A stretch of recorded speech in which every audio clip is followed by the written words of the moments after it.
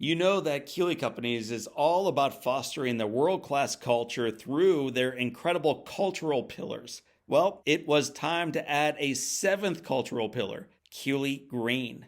Guided by the mission to raise the sustainability standards by which they design, build, operate, and live, Keeley Green is dedicated to using a holistic approach to leave a positive impact on our environment, create a future that is sustainable for generations to come.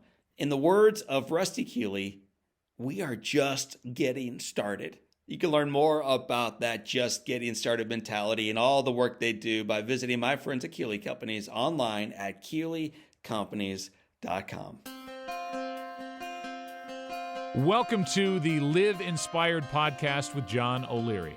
John is the #1 national best-selling author of the book On Fire. He's a world-class inspirational speaker, and he's the host of the Live Inspired podcast. John interviews extraordinary individuals on their life story so that you can wake up from accidental living and more fully live your life story. Here's your host, John O'Leary. Well, hello, my friends, and welcome to the Live Inspired podcast with John O'Leary. Adam Wright is today's guest. He's also one of my dear friends. More on that in a moment. Adam Wright is the president and the CEO of Pilot. It's one of North America's largest travel center networks, serving more than 1.2 million travelers every single day, including the O'Leary family. From an all-American football player to a corporate leader overseeing 30,000 team members, Adam's journey is a roadmap in resilience, in intentional leadership, and in the transformative power of faith and family. Today, my friend Adam joins us to share how life's challenges, and he has dealt with many of them, just wait, can fuel greatness.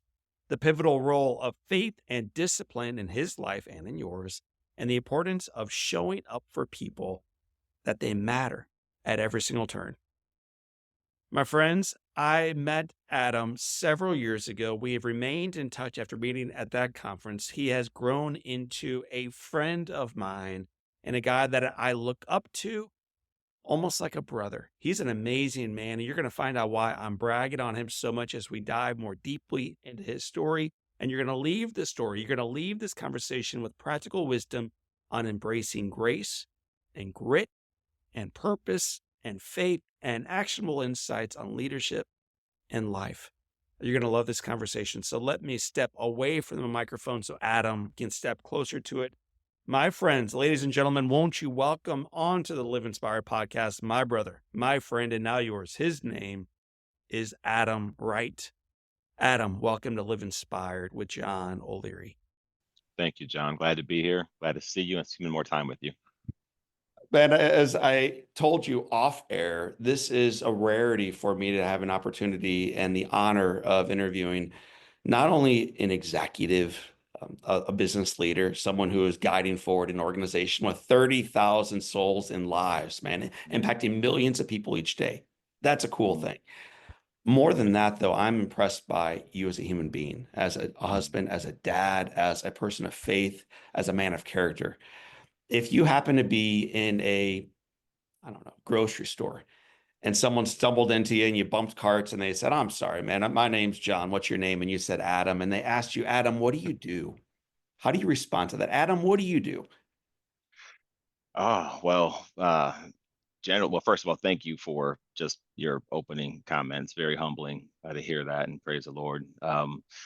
What do I do? I usually start with, I'm a dad, I'm a husband, the things you sort of rattled off. And if they say, "What do you do for your job?" I say, "I work with people and strategy," is generally what I say. I very rarely tell someone my title. To start with, I work with people and strategy and culture. That's really my focus point. I tell people all the time, my job and my role is to implement the systems and processes for thinking and doing. How do we set things up so people can think about things in a way that's reflective of our purpose, and then go about doing the work so that we deliver results consistently for the millions of people that we serve and the 30,000 team members we work shoulder to shoulder with. Well, man, I'm gonna step away from your strategy and your people and your tactics and your investing in them as human beings. Draw back from that a little bit. We're gonna get in our vehicles. We're gonna fill up, of course, the Pilot, and then continue the road trip forward back home to Omaha, man. That's where this journey began. I've heard you in other interviews, other conversations, and just one-to-one talk about your mom and Mm, the impact, the influence that she's been on your life. We'll come back to her in a moment. I want to hear first okay. about your dad, though. Would you Mm. share a little bit about who your dad was? Yeah. Ah, man. So yeah, I don't know if your objective is to get me to cry, but you're already It is starting the because waterworks. every time I hear you, man, I cry. I was emotional today planning on this conversation. So yes, Ah, cry and share. Let's go. well, so my dad, funny thing about it is, he died when I was 8, about a month before my ninth birthday. So I was in third grade. So I didn't get a chance to know him fully. I would have loved that opportunity. And it's a question I ask my son all the time. I was just with my son, who's 20 years old in Australia studying for his junior year, and my daughter and him and my wife were on vacation. I was talking to him and I was just looking at him and I was like, what's it like to have a dad? Like, I just don't know what it's like to sit across from your dad. I don't know what security that provides. I don't know what pressure that brings. This is fascinating to me. And so I never had a chance to really experience having a father in my life past 8. But what I do remember about my dad is that he loved us. He was extremely hardworking. He was very generous. I mean, there would be kids lined up to get their bikes fixed. I remember leaving his funeral, and you're in the limo and the hearse and all that, and then you got the funeral procession behind you. I just remember very clearly, like it was yesterday, looking out the back window and seeing the parade of cars, just for this ordinary guy. um, just such a long line of cars. So I remember, that about him, and that he cared for us and he wanted us to be well off and successful. He worked 3 jobs. My mom, didn't work while he was alive. I tell people all the time to like, you can ask a million questions. You can try to find your way through things before you give your heart to it. I tend to think you give your heart first. You fall in love first, and then ask questions later. Like love first, ask questions later, and that's sort of the way I try to approach a lot of things. Benefit of the doubt, love first. And dad helped instill that in you. Oh, big time. Just yeah, because I didn't know much about him as a man. I didn't know where he went. I mean, my mom told me he, dropped out. I don't know if he can drop out of elementary school, but like second grade, started to work, labor jobs, born in the South, Holly Springs, Mississippi. He was 54 when he passed away, and I was 8. And so he was much older than me, much older than my mom. And so just got to work at a very young age. But other than that, I didn't know his political views. I didn't know the first girl he kissed. I didn't know how he thought about, saw the world. But I I loved him immediately because he loved me, and I followed him everywhere he went. So I followed this man around. I remember being in the backyard picking up sticks and moving the grill for him, and rolling the hose up and just doing stuff with him wherever he was. I was. I mean, there's a picture of me. I think my mom still has it. We had a fire in our house. And we lost a lot of things, but there's a picture of me with a stuffed lion, which I have a lion behind me. I just love lions. So I have a stuffed lion, and I'm sleeping on his chest, and I'm wearing a little ball cap. Where he was, I was, and I knew nothing Mm. about him really as a young kid, but I knew he loved me, and I loved him, and that was enough to get me inspired to follow him around. So love first. Well, you can tell a tree by its fruit, man. So I see a Mm, little bit of who your father was in the man seated across from me today, but I also see a lot of who your mother is. mm, Your yeah. mother, I know, stayed at home and raised 3 kids. And then when you're 8, her life is blown up. And a lot of ways to respond to tragedy. One is to remain a victim to it. And your Mm, mother chooses to rise. Talk about your mom.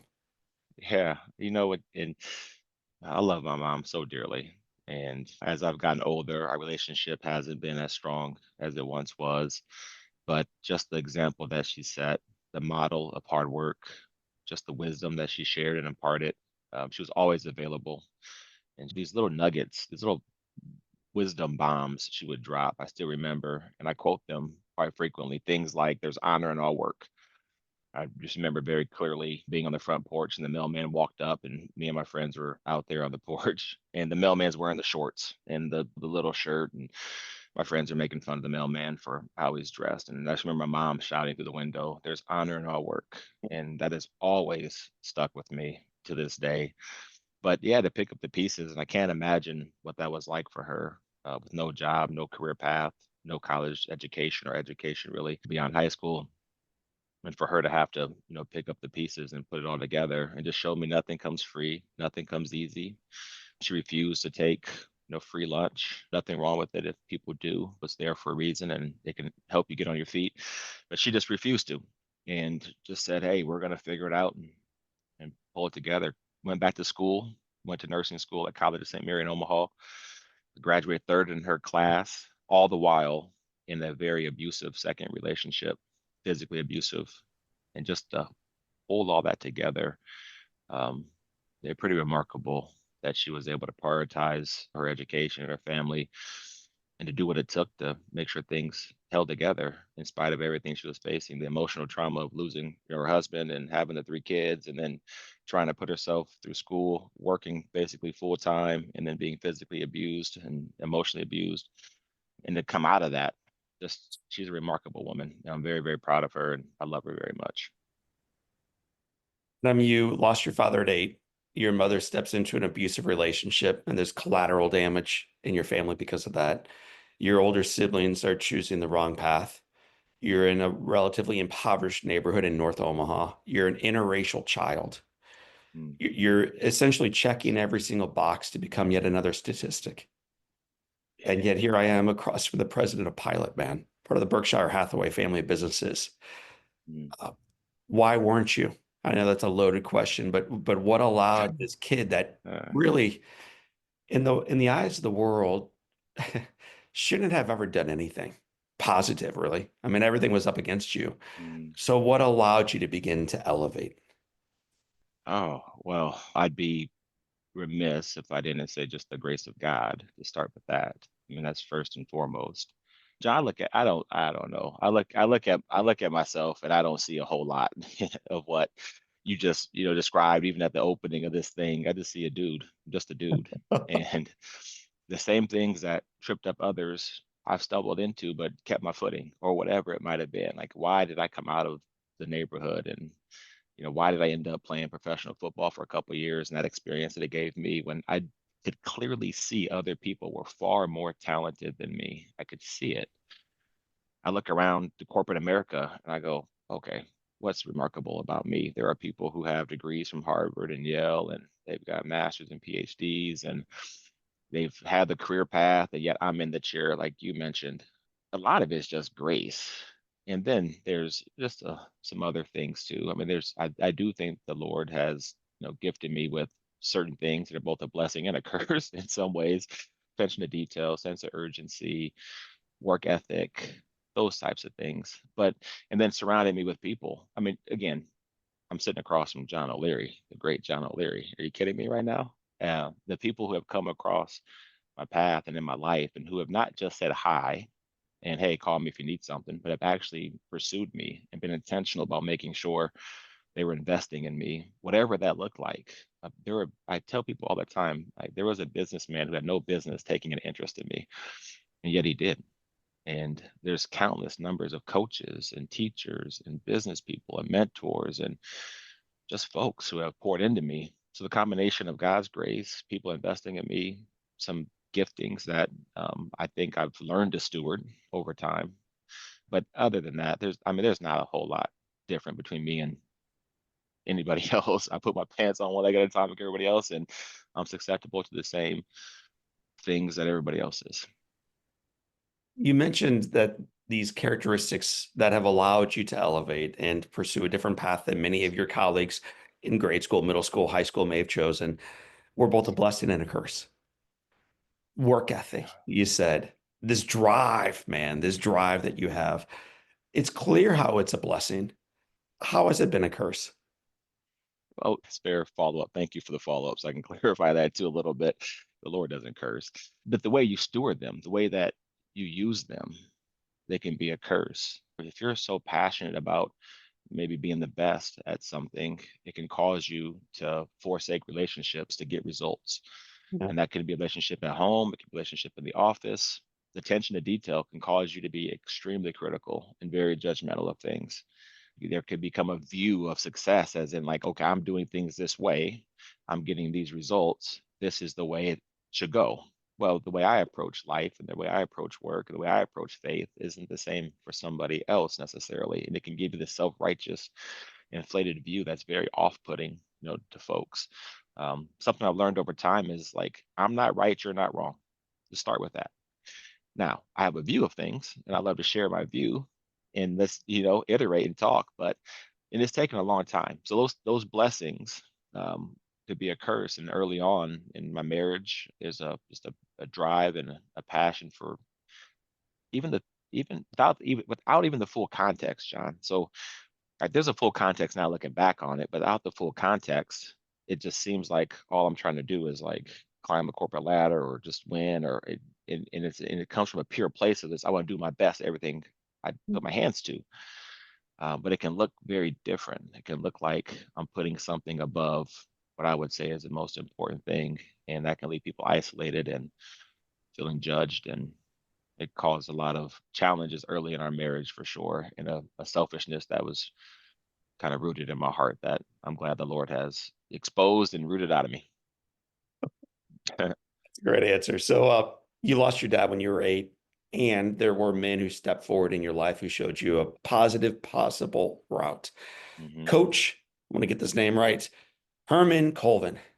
Coach I had to Colvin. do a little bit of digging for this one, man. But who is Mm. Coach Colvin? Coach Colvin was my high school football coach, and he was one of our PE teachers at Omaha North High School. Was again one of those people that was very intentional and invited me to work with him in the summertime to sell fireworks in these small towns in Nebraska, get exposed to just again different way of life. Growing up in the inner city in North Omaha is vastly different than Norfolk, Nebraska, or Scotts Bluffs, Nebraska, where we went to sell fireworks in the summer, and I got to work out with those high school kids preparing for the season. And he just was always there for me. If I needed something, he was there. Words of wisdom. But I had many coaches. I had a coach in 7th grade, my first year playing football, during that abusive relationship that my mom was going through. The guy that was dating my mom got me signed up for tackle football. And it was a real football program. I started playing tackle football in the neighborhood, but it was a hodgepodge, or like 7 players. It takes 11 to play football. We didn't have a full team. So this is my first real chance at football. And it was in a neighborhood called Papillion La Vista, which is like 30 to 35 minutes from North Omaha. And my mom says, hey, I can no longer get you to practice, because I didn't know the reason, but she said, I just can't get you to practice. And so I remember having to call the coach and saying, hey, coach, I can't come to practice anymore. I have to quit. And he said, no, that's not going to happen. I'll come get you. And so this man drove from Papillion La Vista to North Omaha, 30, 35 minutes, pick me up, 30 to 35 minutes back to practice, 30 to 35 minutes back to North Omaha, and then 30 to 35 minutes just to get himself home after a long day of work. And I tell people all the time, I can't remember his name, and I can hardly Wow. remember his face. And sometimes you have the biggest impact on people who will never know you or see you by simply sacrificing your time, talent, treasure, doing the things that are inconvenient in a way. And that coach made a huge difference. And Coach Colvin, the same thing. And then I had Coach Turner and just all these teachers, Dr. Ferens and Dr. Dappin, and all these teachers that just said, hey, look, we're going to ask you to take some honors math classes and challenge yourself a little bit more. And they didn't have to do that. So Yeah. yeah, Coach Colvin, very special human being. I still keep in touch with him. I think he might have texted me the other day. I'm glad you mentioned that. I don't think I responded to him. Thank you for that. Need to write that down. You're welcome. And more than that, thank you for sharing a story about a nameless, faceless coach who drove 35 minutes to pick up a nameless, faceless kid with really Amen. no prospects in life, took him to Mm, practice, and drove him home. And 2+ hours a day, selflessly invested in some kid's life. And today, that kid and I meet face to face. Like, what a remarkable gift and evidence that the little things in life aren't. So I'm going to advance forward through your illustrious high school career, and it was. You could have played Division I football. You chose Division II. You chose to stay relatively local at the University of Nebraska, Omaha.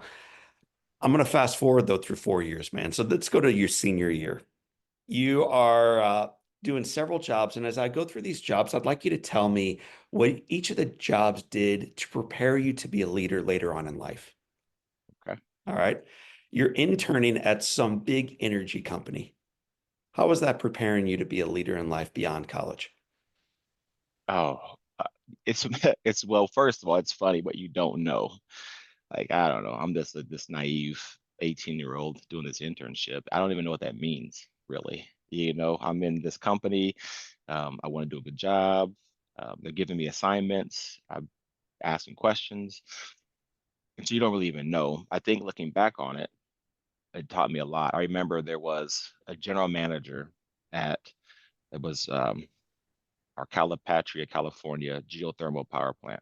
And I was working on this zinc recovery project where we're trying to harness the zinc out of the geothermal brine that comes up and it flashes off steam, turns the turbine, makes energy. Well, there's minerals in there. We're trying to extract those minerals so you can sell zinc commodities market, do other things with it. So I'm working on this heat exchanger as a part of this project as an engineering student intern. And my boss, Art Weesey at the time, another person who invested in me and just, again, I still remember his feedback. He goes, we got to call, so and so, the GM. And I'm like, I got to call him. Like, I'm an 18-year-old kid. I got to call some grown man and ask him. I'm so petrified to pick up the phone and call him. I didn't know how to start that conversation. And so it taught me a lot about being humble. If you don't know, ask. If it doesn't make sense to you, it doesn't make sense. And to this day, as a leader, I spend a lot of my time just asking very elementary questions and being very comfortable with that and just sitting there going, I don't know. It still doesn't make sense to me. Let me ask it a different way to make sure I understand it. That taught me a lot. But yeah, at the time though, you're just a kid and you're just happy to have an opportunity to contribute. So you're this intern and you're learning how to ask the questions. You're learning how to play above your current pay grade. And it's Yeah. not the only job you're doing in college. You also are helping run a summer camp. What did you hmm learn that would serve you later on in life in running that camp? More than learn, I think it just gave me a chance to give back to kids who look like me and who are growing up like I was, to be present with them. And I've, just so our listeners yeah, track, when you say yeah. they look like me, they were like me. What do you mean by that? Just growing up in the inner city, coming from homes that weren't, the prototypical, like mom and dad in the house, not having the ends meet, bare cupboards, empty fridges, that type of Yeah. thing. So it gave me a chance just to give back to them, which was awesome. Just being present with them and putting my arm around them. And so it gave me a chance for that more than anything. So more than learning was more for what a blessing. Well, another blessing you had in college was you had an opportunity of serving as a bouncer. What did you learn as a bouncer that would serve you later on in life? Oh my goodness. Well, that was an interesting job. The things you see as a bouncer, especially when it's closing time, early in the night, as everyone's coming in, checking IDs. I could spot a fake real quick though, and we got $50 for every fake ID we found, and I was really good at spotting the fakes, and so that was good. Reading people, not everything as it appears to be, those types of things, but then just taking charge. I think to try to clear out a bar when everyone's having a great time and it's time to shut things down.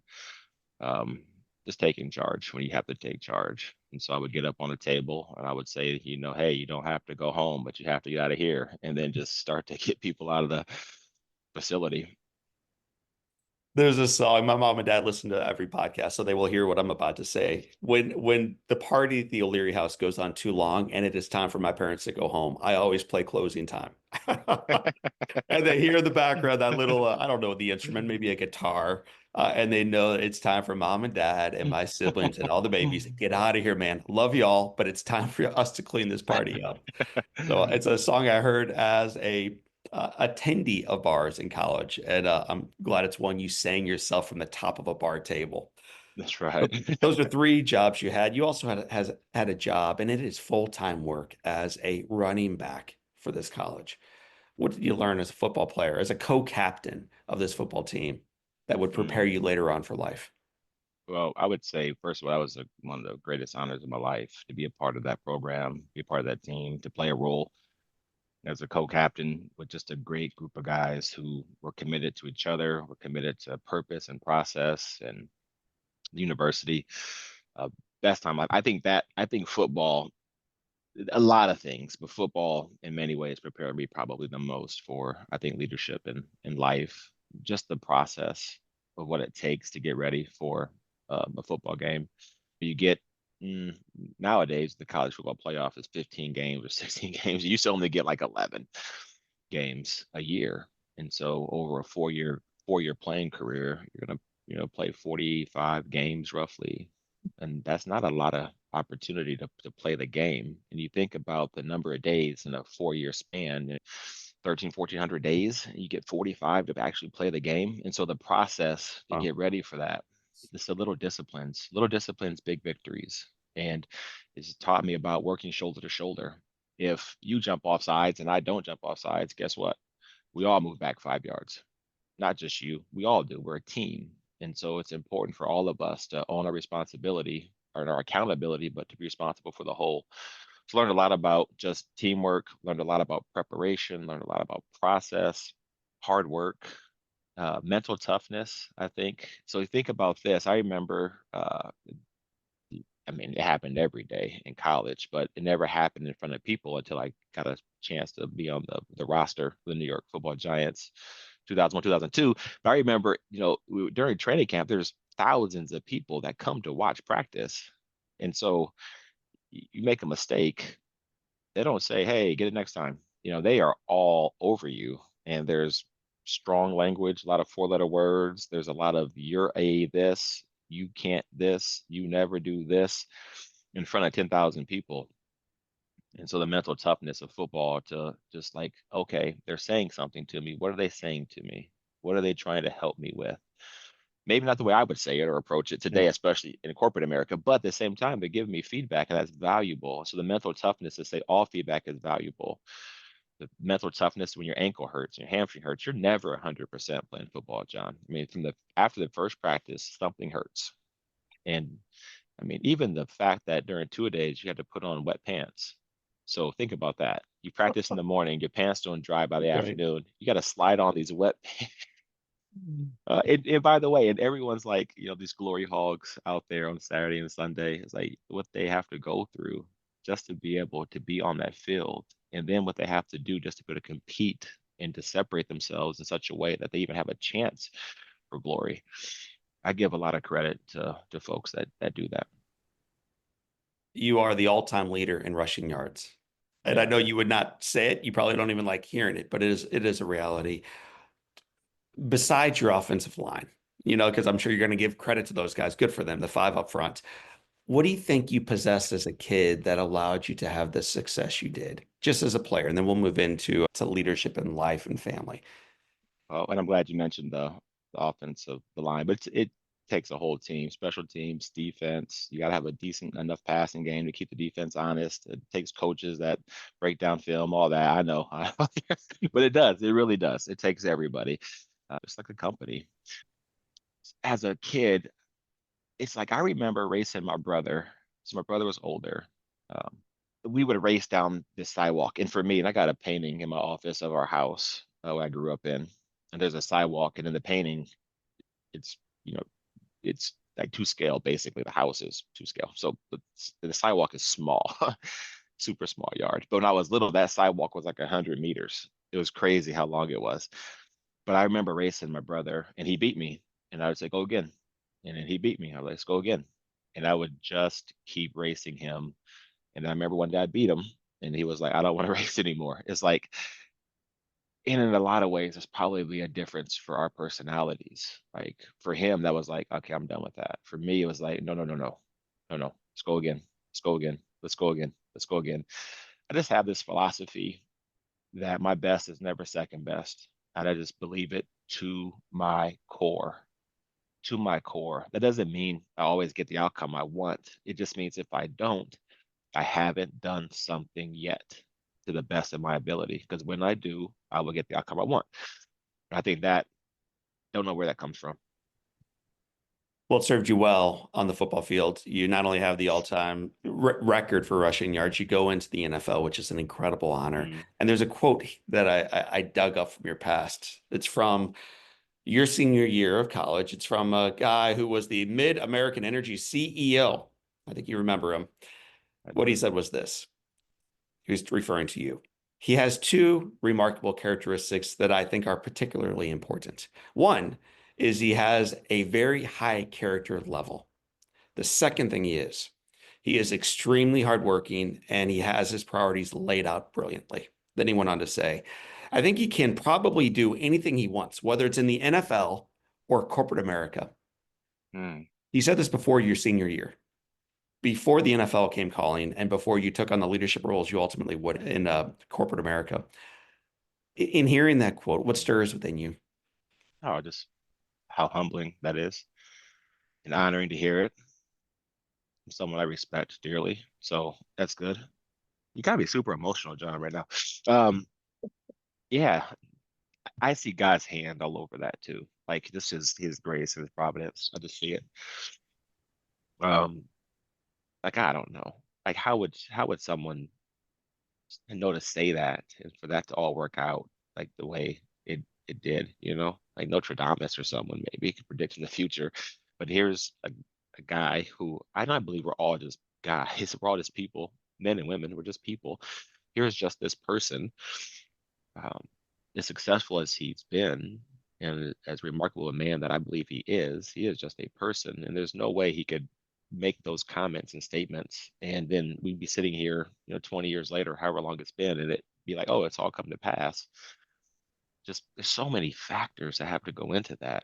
So many moments and choices and no's and yeses you have to give and opportunities and all this stuff, right? And so Yes. I just see God's grace all over it. That's what stirs in me. And I think that's probably why I'm getting emotional more than anything. And it's just humbling to hear it. Um, and for him to have that kind of interest in me and just what that does for a young person when someone takes interest, especially with that kind of capacity and that kind of reach, that kind of influence to reach down and be like, who am I? And for them to, yeah, humbling. So you have an opportunity within the NFL, the New York Giants. You eventually come Yep. home though. You work in just about every single aspect of the business, man. Program, project management, marketing, customer service, renewable energy development, operations, all of that leading you, I think, in 2018 to becoming president and CEO of Mid-American Energy Company. When did you begin to believe that you fit the job title that you were doing? Like just completely comfortable in your skin, in your suit, in that suite, with that name behind your business card. When did you recognize, absolutely, man, I am worthy of this spot now? Ooh, I still have to give myself a pep talk in regard to that all the time. I'm much, much, much better now. I mean, I was a train wreck. I mean, if you could be inside of my head and hear what I was saying to myself and the questions I was asking, and not just the questions, I'm sure everyone asks them. I think it was the frequency of the questions that I was asking myself. I'm still working on it, but I'm much better. And I would say I sort of turned a corner where I don't think it was no longer hindering me as a leader, probably in late 2020. So almost all 18, all 19, almost 3 full years after having the title. And then coming to pilot, I think I've walked in it more. I've been more steady in it, more settled in it. And so I feel like I'm kind of maybe fully owning it, but I still have these little gaps, little moments, but much, much, much better. I'm still not fully comfortable, but it took a good 3 years there in that role before I started to think like, okay, okay, get over it. You mentioned pilot. I mean, we'll jump ahead through your resume, although we could spend an entire podcast just talking about the steps you took to end up where you are at pilot. Because that alone, I think, Adam, it is truly remarkable. You can refer to it as grace, God's hand. It is those two things, undoubtedly. Yep. And yet it was a whole lot of things you did extraordinarily well to elevate your ability to lead people. Where that takes you is now, you would say on you're swimming, you're paddling with, but you are leading 30,000 people every day. Uh, just talk briefly about Pilot. For those who may not know the name Pilot, what do y'all do? Oh, um, probably the coolest company ever, to be honest. It is an amazing company. Like you mentioned, 30,000 team members. We operate in 44 states in the United States, and then we have around 25 to 30 locations in Canada. And so it's international from that respect. But it's a travel center company that meets the needs of interstate travelers, mostly the trucking industry. So think truck stops, but also auto drivers and RV drivers as well. We sell diesel and gasoline, we sell food, and a bunch of amenities like showers and scales and other services that professional drivers need. We have 375 locations that have quick serve restaurants, so like a Wendy's or a Taco Bell and Arby's, where we're the franchisee of those. Then we have our own proprietary deli. We make pizza wings. It's a massive company from a revenue standpoint, depending on the price of fuel, 50 to $70 billion of revenue. We serve 1.2 million guests per day that stop at our facilities to either fuel up or get food or use the restroom. So we really have two big parts of the company. We have the fuel procurement side and the logistics side, which we buy diesel and gasoline in the market. We store it in these terminals and big tanks. We have pipeline space to transport it all across the country to get to the location where we can deliver it to our stores. We operate around 1,400 tanker trucks, which is the third largest fleet in the country, so that we can every 22 to 25 seconds, we're unloading a big tanker of fuel somewhere in Canada or the United States. And so it's a very big logistical puzzle. It deals in retail, where we sell all the brands, Pepsi, Coke, Frito, etc. We've got restaurant, businesses and opportunities there. It's, it is just a myriad of stuff. And it's so fun to try to solve that and make sure everything's where it needs to be and services up to par. And we have a great opportunity to rebuild our facilities and make them best in class and EV network, all this stuff, all this cool stuff. So it's just the dynamic nature of the business is just fascinating to me. I love it. And I get to do it with the most amazing people, truly. You mentioned 50 to 70 billion in revenue. We're talking 15, 16, 17 billion gallons of fuel that you help deliver each year. It's an amazing big totals. Complicated business. I don't even know what question to ask around the business side, so I'll Mm-hmm. distill it down to stuff that I care more deeply about. Its mission, it is people, and I love your mission statement. So here it is: showing people they matter at every turn. Mm-hmm. Before I have you speak to it, imagine that you all were driving forward a large organization like this. What would you want up on the wall? And I can't think of anything more beautiful than that. Yeah. That man, just showing people that they matter at every turn, whether those Mm-hmm. people are the one I'm speaking to, Wendy, who made this happen, your chief of staff, the 29,998 other leaders that you guide forward, the 1.2 million people you interact and get to encourage and love every day, showing people they matter at every turn. What does that mission mean to you? Why does it matter? It means everything to me. A couple of things were important to me right away when I got here. One, who are we? What are we about? Where are we going? And how naive of me to come in to an industry I don't even know, to a company that's been around for 65 years and say, here's what we're going to be about. And so our leadership team worked really hard to come up with what we call our house. And it's just a framework that looks like a house that starts with our purpose. It has our virtues, who we are, it has our business ambition, then it has these strategic pillars, and then it kind of boils down and it's just structured like a house. And it was important that it sounded like us, that it came out of us, it came out of our perspective, it came out of our experience. It represented who we were as leaders. And so we spent a lot of time going over that. And the thing that you spent a lot of time talking about, and I've kind of highlighted too, are just the people that I think showed me that I mattered. The extent that they went to. and what that did for me. Now, you have these microtransactions, and you can say it's pretty Pollyanna or naive to think that in a 40-second transaction, you showing someone that they matter makes a difference. You'd be surprised. And if we orient everything around that idea, our facilities should show you that you matter. They should be organized in such a way that's convenient. The things should be clean so that you can feel like it's a safe place to enter into. I mean, everything, the way we interact with you, the way we price things, the products on our shelves, all of it should show you that you matter and you should feel that way. And even if we're nameless and faceless in a lot of ways, to a lot of folks, their experience with us can have an impact. And I think it orients our business in a remarkable way. And you see it when there's hurricanes. You see it when there's just stuff. There's just a lot of stuff in the world. And when you have as many locations as we have, over 900 outlets in the 44 states and Canada, it is a microcosm of society. And people that work for us who, the best part of their day, John, the best part of a lot of our team members' day is coming to work.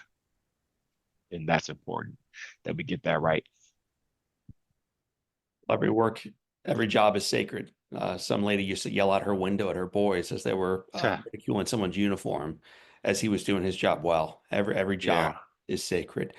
Last year in the United States, 1.2 million people attempted suicide. And Mm, so if we collectively and you individually don't think it matters to show people that they matter at every turn, you're missing a far more important mark than shareholder return or top line revenue, bottom line right. profitability. If we show people they matter at every turn, those things will follow suit and will achieve Amen. results we can't fathom. And I heard you say that far more articulately than I when we were together in front of your leaders. You were reminding your team what we really do here. It was awesome. We want to unpack that because today is a little bit less about pilot and a little bit more about the person who gets to work there today. Adam, I've heard from your friends some characteristics that you just personify. Uh, Discipline. It turns out, man, that you are one of the most disciplined individuals I've ever had on the podcast. We've had 700 or so guests now. Why is discipline important? Ah, it's one of those things that is just deep down inside. I had it when I was little. I remember getting up early in the morning. Back in the day, you go to kindergarten either in the morning or the afternoon. I chose the afternoon so I can go bowling with my mom on, I think, twice a week or something like that. And I was still up way before everyone else. And we only had one bathroom, and I was hogging the bathroom. And my brother and sister get so mad at me. And so I just think some of it's just it's innate inside of me. But it's just I think it's important because I want to be able to look at myself at the end of the day, at the end of the week, end of the month, end of the year, end of my career, end of my life, and just say I try to maximize every moment I had to do my very best. I just believe my best is never second best, and I'll only know or be able to remotely achieve that if I'm doing all I can with the time I have. Part of your discipline is you wake up every day at 3:07. That too. This morning, man, to honor this time we were going to spend together, I woke up at 3:07. And as the alarm was sounding, my wife rolls over and says, "What's wrong?" And I had a long answer for her that I felt, but instead I just turned the stupid alarm off and got out of bed. And one of the more amazing Uh, things is I had almost 3 hours to pray mm, and reflect mm, and meditate and plan and dream and mm, be before the sun even began to peek over the horizon. So I'm not committing to you today that I'm getting up at 3:07 tomorrow, but I understand the power of discipline mhm, and focus. So I mm. appreciate that about you. Faithfulness. Thank you. That's another characteristic that your friends say, man, this is a faithful gentleman. Talk Mm. about faithfulness. Why does faith matter to you? Well, in my faith, I think it's important. Mostly, I feel that, again, there's a lot of views in the world, and they're all, I'm not right, you're not wrong. But my view is, I think it's impossible. And we have demonstrated over the history of time that we are incapable of governing ourselves as humans. And we do what's right in our eyes. It turns out that normally, generally, has proven not to be the wisest thing. And so having something from the outside speak into for me, drawing the lines of what's right and what's wrong, and where the white lines on the football field are, so to speak, of life, is very important to me. And then ultimately, what is it all about? I tell folks all the time, if you think about the most famous people in the world, I mean, even like old generals, Napoleon or whoever, I mean, you don't think about those people very rarely. I just brought up Napoleon. You probably haven't thought about Napoleon for ever since you studied him in school. And even then, he got like a paragraph. And this is the guy who was trying to conquer the world. You think about the lineage of, for me, faith of Jesus Christ. If you look at that lineage, you read it, it's there. It's in scripture. You can read about who begot who and begot who and begot who and it begot all the way down to Jesus. You very quickly get bored with those names. You start to skip them. And these are people who God saw fit to put in the Bible, and yet we get bored with the names. And so at the end of the day, like the legacy we're trying to build on earth, the stuff we're trying to amass, and the goals we're trying to accomplish, if they're not connecting to people and living through others and having other people say, hey, there was this thing that I learned, that I heard, there's honor on work or whatever it is, and what are we doing? And so just faith to me just gives me the perspective, the long-term infinite perspective of what this is all about to begin with. And then for me to help draw some lines, help me to be convicted when I'm making choices or thinking about making choices that don't align to what I think the creator of the universe has determined what's best for me, not what society and man has determined is okay to do. Does that ever concern you that in our secular world, in a massive publicly traded business like Berkshire Hathaway, in front of 30,000 folks, serving 1.2 million leaders each day, that being a person of faith and outwardly so is a risk?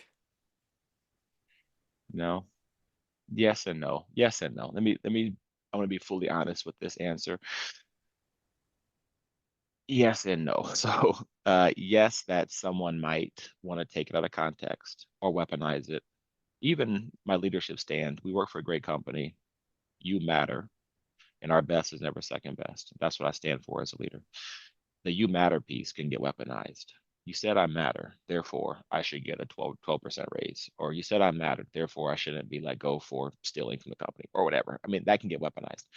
My faith can get weaponized from folks. Folks can grab onto that. And I can make a decision that I think is in the best interest of the business and our purpose. And someone can say that's a bias because of my faith, or that's incongruent with my faith, or whatever it might be. So there's a risk from that standpoint. But I also don't think it is. I think that if you have a leader that's leading with principles and precepts that are based on stewarding things well and maximizing gifts and resources and helping people aspire to being more and giving more and more discretionary effort, not for the sake of promotions, but for the sake of purpose. And how is that not a good thing? And so I don't think I think it's more of an asset than a risk. And I'm not evangelizing people, John. That is not my MO. Again, hey, I'm not right. You're not wrong. I have a view, and there's something that for me is important to me, and my leadership is shaped by it, but it's not shaped by it in such a way that it makes you feel less than. It's shaped by, I love you and I see you, and I just want the best for you. That's my desire. And so I just think it's more of an asset than a risk at the end of the day. Where there were three primary characteristics your friends brought up: discipline, your faith, and then your passion for family. You love your Mm, family, man. So love why them. does it's so obvious, but I'm great at asking the obvious question. So here we go. Why does family matter to you?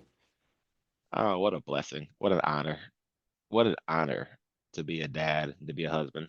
It's such a cool thing. Cool thing. I think, well, geez, it's not a fair thing to say because we're not all born into families. That's not true. Majority of us are. I think that there's a design for us to be born into a family.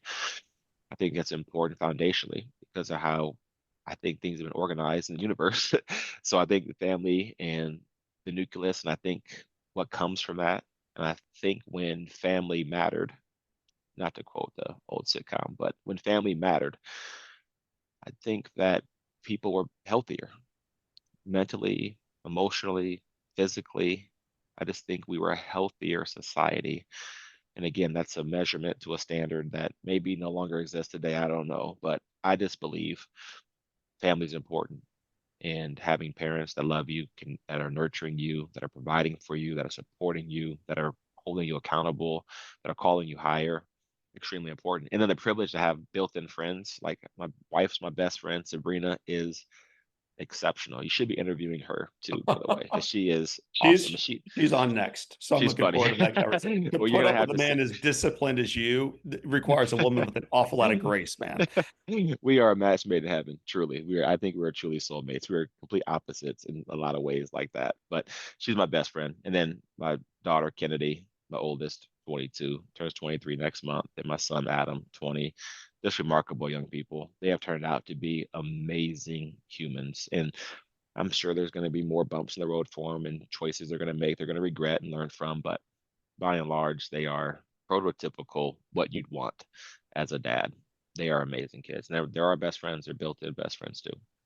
Love them. So important. Within discipline, intentionality is a word that would show up characteristic. And one of the things you've done as a couple for 2+ decades is having a date night. And a lot of Yeah. folks have asked John and Beth, like, what do we do to remain dating? Like I'm Hmm. still dating my wife, man. We've been together 23 years total, but we're still dating. We're still saying Yeah. we're still having fun. And I think that idea of intentionality around one time is critical, even and maybe in particular when you're leading forward 30,000 others. So there were about 8 quotes that I've heard you say either in our time together or in other interviews you've done. I don't have time for all of them, but I have time for this one. One of the questions that was asked of you, and I think it was generally, what keeps you humble and hungry, was this. You responded with these words. I had to look them up exactly to where they came from, but then I found it. But here's your response. There's much food beneath the fallow ground of the poor. Yes. And I didn't know where that came from. I thought I vaguely remembered it, had to look it up. Hmm. There's much food beneath the fallow ground of the poor. Why does that quote matter to you? Oh, it's one of those things that the Lord highlighted for me just in my daily reading a long time ago. Part of it is, and again, it comes together when it comes together, but folks would tell me things like what you quoted earlier. He can do anything, he wants, whether it's NFL or in business or corporate America or whatever. People will say, "What's next for you?" They always say this to me, "What's next for you? How long are you gonna be in this job?" or whatever it might be. There's things about just poverty in inner cities and how much more we have to do to help folks, which I agree, there's a lot more we can do, but there's much food in the fallow ground of the poor, which means where you are standing, if you just till the earth, if you just work the soil, if you just plant, you will harvest. Beneath your feet, there's all this sustenance and nourishment and opportunity. It's right there, whether it's 2 foot by 2 foot or 2 acres by 2 acres, right beneath your feet. Just work it. And so, like, what's next for you? I don't know. There's so much food beneath my feet. There's so much to unearth that I haven't even gotten to yet. I just want to see what's beneath my feet. I'm going to keep working and plowing this field and this plot with all my might, with all I got, and we'll see.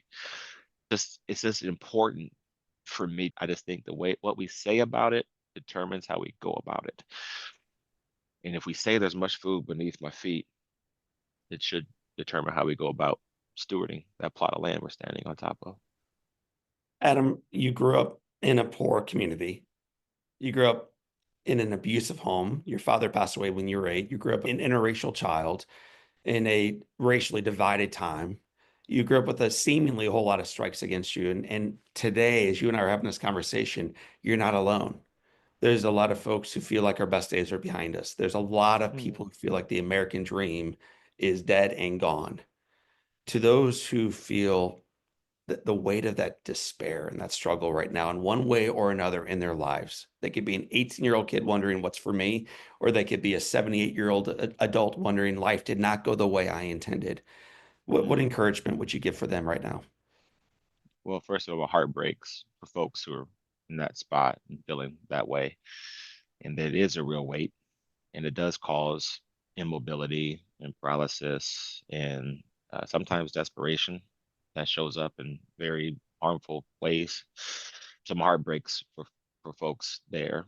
But I would say that today's a new day, and there are choices we can make today that can start the process of a different outcome. We are capable of making a different choice, whatever that is. And I mean, golly, I remember my nephews telling me, Unc, you don't understand. Unc, you don't understand. I got to work twice as hard as the white man to get to where they get to. And it just blows my mind. I remember telling them, like, I don't understand that. You mean to tell me if you were capable of working twice as hard, you wouldn't? If you could only work half as hard, you would? Why would you only work half as hard? Why wouldn't you give it all you got? Why wouldn't you choose the day to do the best you can, to get up and go to that community college and take that class, or to get up and go to that depot and drive that truck and do it the best you can? Why would you not do it? Whether you're born at, the 2/3 mark on the mountaintop or 2 miles out on the trailhead, you still have to climb, you still have to walk, you still have to do. So there's opportunity right in front of you that I would just encourage you to go pursue and take it one day at a time, one micro moment at a time.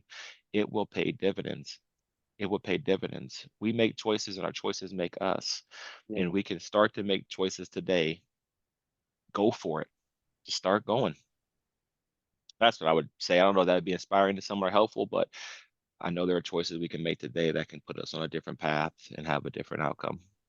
And I'm so glad our paths have connected and crossed, and that I look across the table at a friend, a brother, man, a guy I look up to and love. And we have 7 questions that tether all of our guests together, including my friend, Adam Wright. So, Adam, real quick, short fire questions and answers. The Live Inspired 7 begin with what's been the most impactful book you've ever read? Oh, the Bible. That's fair to say. Outside of the Bible, I would say anything. I think it's Dr. Henry Cloud. Great author, speaker, that just foundational for me as a leader. About setting boundaries and necessary endings and a whole lot of other things that That's right. Henry Richardson speaks on. What's one That's right. positive characteristic or one beautiful trait that you possessed as a little boy growing up in North Omaha that you wish you exhibited as brilliantly today? Oh, that's a tough question. You say rapid fire quick. That's a hard question. Something I exhibited then that I wish I exhibited more today. Oh, I don't know how to say it, but I would say zero cynicism. Hmm. Like as a young boy there, I didn't think anything of anything other than, you know, hey, it's a new day. Now it's like politics and all this stuff. And there's moments where I have to answer that question about my faith and go, is it a risk? Is it? Yeah. When I was a kid, I'd have been like, just, hey, here it is. Awesome. If your home caught fire, your family's out Mm. safely, and you have an opportunity of running in and grabbing one item, what's that one physical thing you'd run back outside with? Do the dogs count as family? Dogs are up, man. You had them on leashes already. They're outside safely. Ah, nothing, nothing, John. There's nothing I would run back in for. It's all replaceable. It really is. There's nothing that I can't replace or I don't have in my heart already that I Hmm. don't remember fondly. If you could sit on a bench on a gorgeous day and have a Mm. long conversation with anyone living or deceased, who would you like to be seated next to? Sabrina, my wife. That's so awesome. Make her listen to this so she'll love you even more as a result of that answer. What's the best advice Sabrina or your mom or dad or some coach or some executive or anybody else ever gave you? So the best advice you've ever received is, Mm, golly. If I could only give you one thing that I think has probably served me the most is whatever your hands find to do with all your might. what wisdom would you whisper to yourself at age 20? So this probably Yeah. junior year or so running back with life in front of a man. What advice would you give yourself at age 20? You matter. I would say you matter. Adam Wright, servant at Pilot, it has been said that all great people can have their lives summed up in one sentence. How would you like yours to read? In one sentence. These are tough questions. These are not rapid fire questions, This is John. Let's rapid be fire. You're honest. taking too These are long. not, Speed they're it up, not rapid man. fire. You want me to summarize my whole Shareholders need their life? return. You want me to summarize my whole life in a sentence without ever having thought about it? Now, here's the provocative thing, though. You've made me think about it. Now I got to actually go spend some real time thinking about it. I would say he loved God and loved people. Adam Wright, I want to thank you for loving God and loving people. I want to thank you for reminding us at every turn that our lives matter and that in Amen. spite of the headwinds we face and the challenges we endure, that God is still God and the best is yet to come. Amen. Thank you, Adam, John. thank you for being my friend, for being our guest, and for the leadership that you are instilling into your people and now ours. And thank you right back for being my friend, being the man that you are, the leader who you are, and all that you do to help people live inspired, John. Thank you. My friends, that is Adam Wright. My name is John O'Leary. Today is our day. What a gift. Live inspired.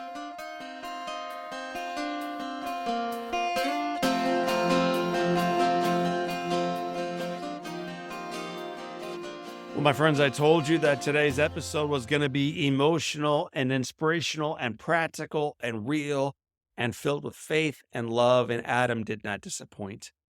Adam shared that Pilot operates more than 900 locations in 44 states across the United States and dozens more in Canada, that they serve 1.2 million interstate travelers every single day.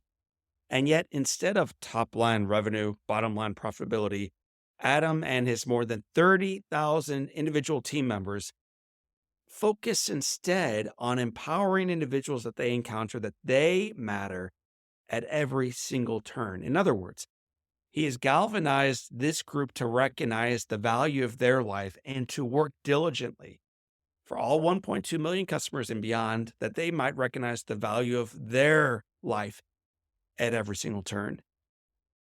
My friends, if today's episode has moved you in the same way that it moved me, I think you would also love my conversation with Netflix co-founder.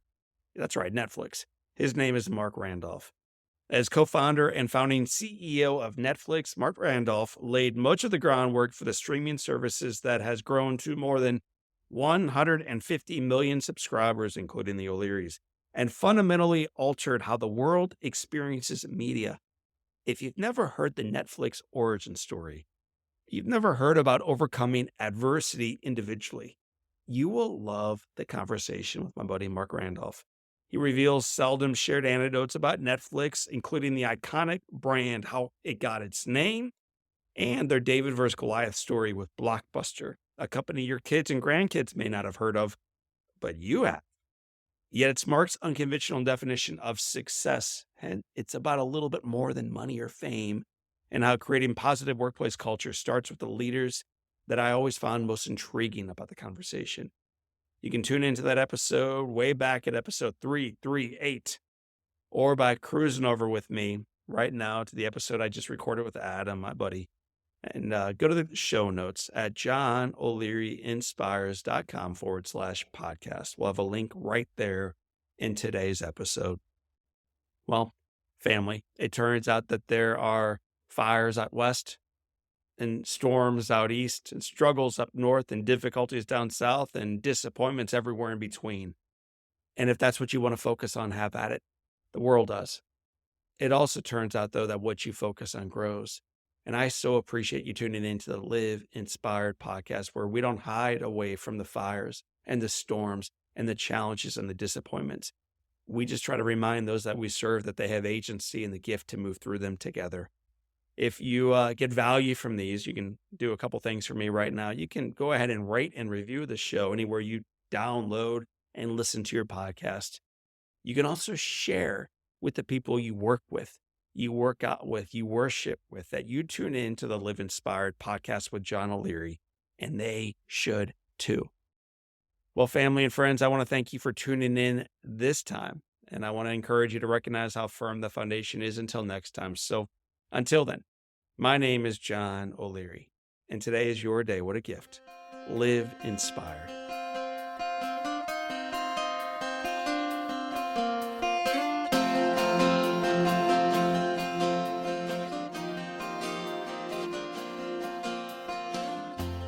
Keeley Companies was started almost 50 years ago by the one and only Larry Keeley. What started as a small family-owned paving company in St. Louis has grown to a nationally known full-service construction, development, and restoration partner. Larry the Legend, as he is affectionately known, has been a part of this growth every step of the way and continues to provide guidance as his son Rusty, my buddy, drives their vision and achieves results on purpose. His unwavering foundation of a family culture with a focus on people has gotten Keeley Companies to where they are today, and their journey is truly just beginning.